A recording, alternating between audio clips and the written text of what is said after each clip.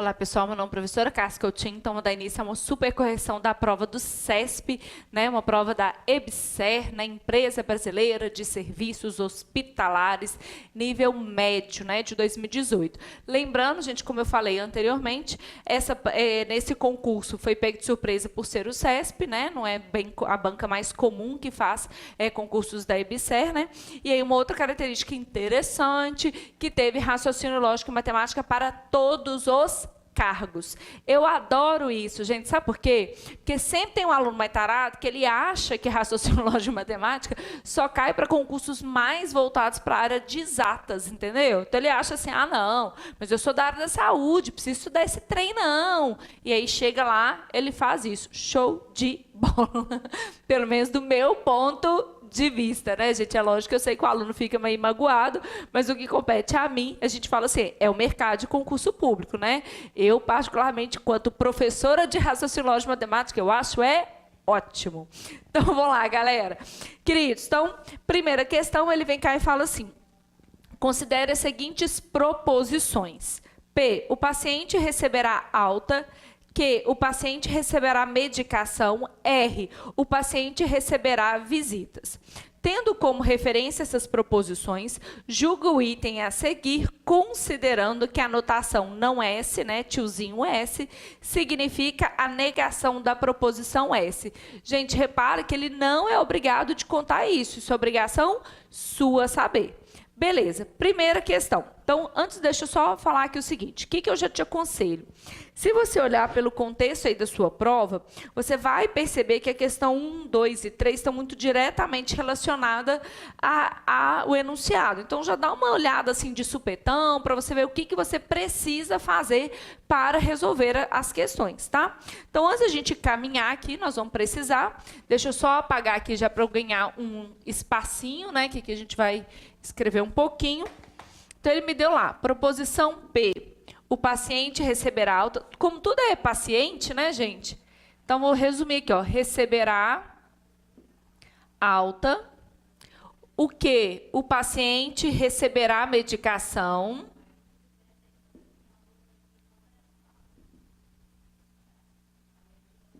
Medicação. E R, o paciente receberá visitas.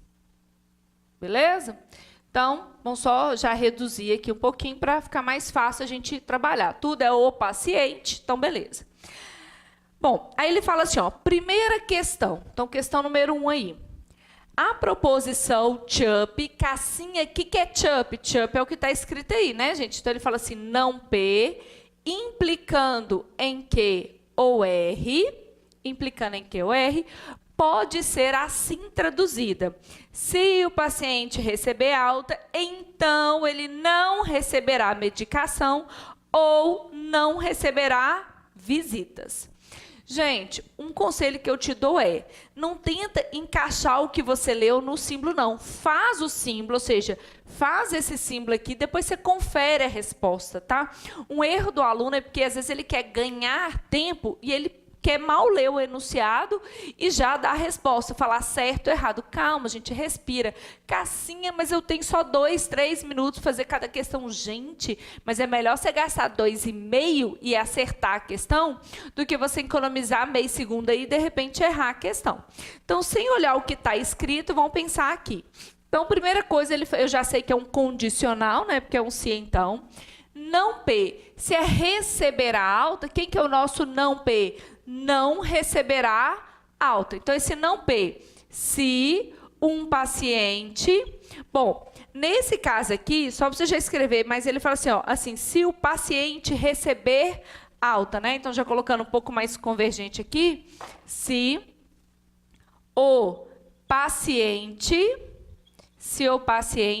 não receber alta, beleza? E aí você que quer ser convocado ainda vai fazer isso aqui, ó. O paciente não receber alta é o nosso não P. Então, que é o nosso condicional, não é isso? Agora a gente vai escrever isso aqui. Quem que é o quê? Então, o paciente Então o paciente receberá medicação ou, e quem que é o R? Receberá visitas. Receberá visitas. Gente, repare que neste item aqui, o CESP está simplesmente cobrando tradução entre linguagem simbólica e texto, mais nada. Vamos lá, conferir. O paciente receberá medicação, é o nosso Q. Receberá visitas, é o nosso R, beleza?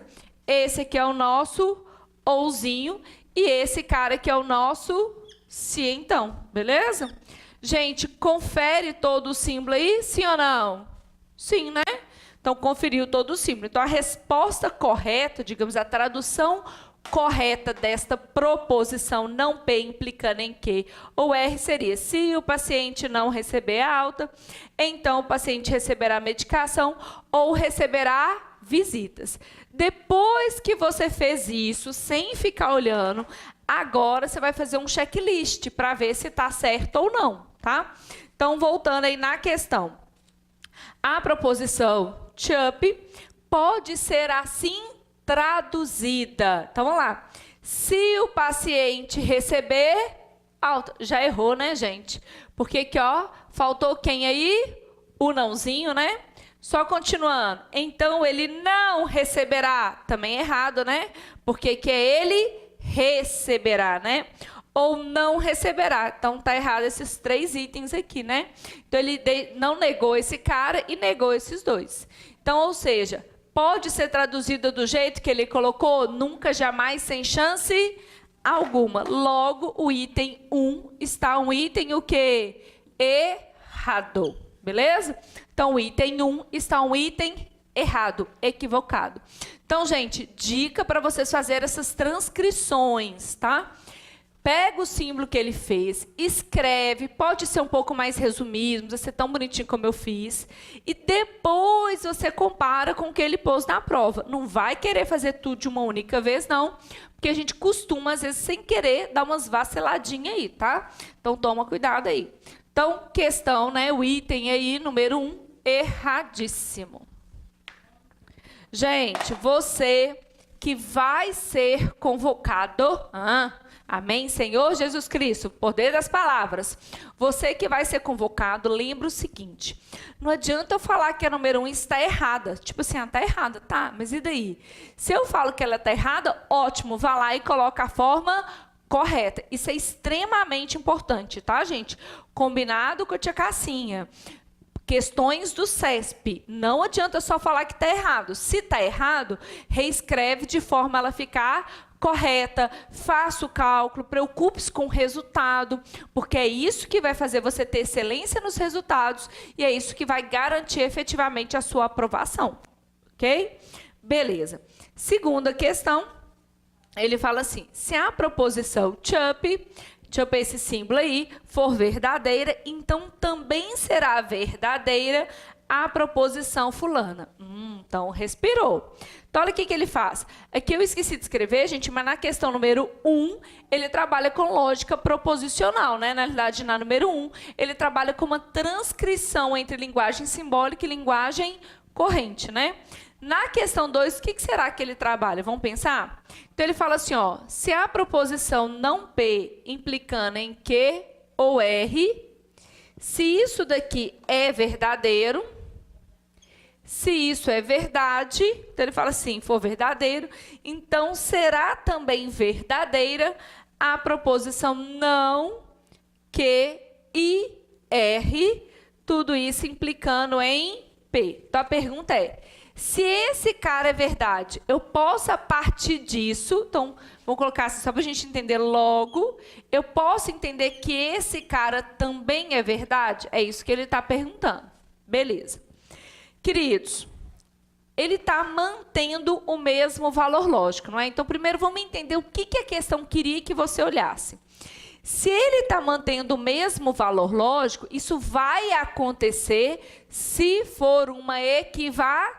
equivalência, né, gente? Então, se for uma equivalência, correto?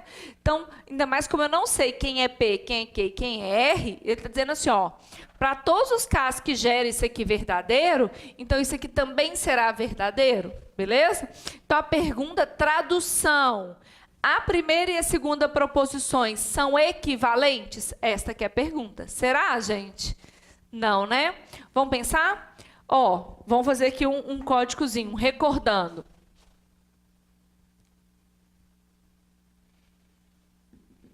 Quais são as equivalências padrões que a gente conhece de um condicional, gente? Então, se eu te dou um condicional da forma A implicando em B, quais são aquelas equivalências que a gente tem que saber de cor? Troca e nega, então, nosso não B implicando em não A, troquei e neguei. Qual que é o outro? O nosso não PUC, né, gente? Aqui eu só estou colocando A e B para ninguém confundir com P e Q da prova, tá? Então, quem que é o nosso não PUC? Ou se você preferir, Neymar, Ney, qualquer coisa, plantando bananeira, gosto do freguês. Então, quem que é esse? Não PUC, não A ou B, não P ou Q. Eu nego a antecedente, mantenho o consequente, ponho o conectivo ou. Então, essas são as equivalências padrões do meu condicional, sim? Beleza. Então, olha só, gente, vamos fazer a equivalência aqui? Então, aqui, ó, estou fazendo a equivalência desta proposição, tá? Ok? Qual que é a ideia de fazer equivalência do condicional? Troca de posição e nega. E neste caso aqui, estou usando como referência essas duas aqui, ó. Troquei de posição e neguei. Troquei e neguei. Então, vamos lá? Trocou de posição. Esse está no primeiro, está no segundo, vem primeiro. E vou negar. Então, ficou não, Q ou R, implicando negação de P. Se é não, não P, é o próprio P, né, gente? Eu caí numa dupla negação. Então, se eu estou negando a negação, isso é o próprio P. Para não dar nó na cabeça de ninguém, porque cada um está num nível diferente, o que eu estou fazendo é isso aqui, ó. Neguei o segundo, neguei quem? O primeiro e troquei. Só que quando eu tenho uma dupla negação, né? Se eu negar duas vezes, eu não faço nada, né, gente? Então, na realidade, ficou não, Q ou R, implicando em P. Então, gente, olha só. Para o item estar correto, tá? Quando ele fala assim, olha, se essa é verdade, essa aqui também é verdade, e no caso ele está pedindo uma proposição composta toda, isso só aconteceria neste caso se uma fosse equivalente à outra, beleza? O que não acontece, por causa de quem, gente? Aqui, ó, a ovelha negra aqui. Esse I tinha que ser quem? Ou. Então, aqui sim, se esse cara é verdadeiro, esse daqui também é verdadeiro. Tá claro? Então, vamos lá. Aqui essa questão tem duas formas de vocês fazerem. A primeira delas é a que eu fiz. O que eu fiz? Usei o conceito de equivalência. Então, eu trabalhei com equivalência. Então, pensei o seguinte. Como é que eu tenho uma proposição composta com 3 proposições? Se essa é verdade, para que essa seja verdade, ou seja, eu mantenho o mesmo valor lógico, isso só aconteceria se elas fossem equivalentes. Gente, um detalhe importante, para vocês não confundirem. Repare que ele não falou o valor lógico de P, ele não te falou o valor lógico de Q e não te falou o valor lógico de R. Então, eu tenho que pensar para casos genéricos. E para um caso genérico, isso só acontece se ocorresse a equivalência. Ao fazer a equivalência desta parte aqui, a gente chega em qual conclusão? Essa daqui. Então, essas 3 proposições aqui, elas são equivalentes, né, gente? Então, isso aqui, ó, a gente usou o conceito de equivalência.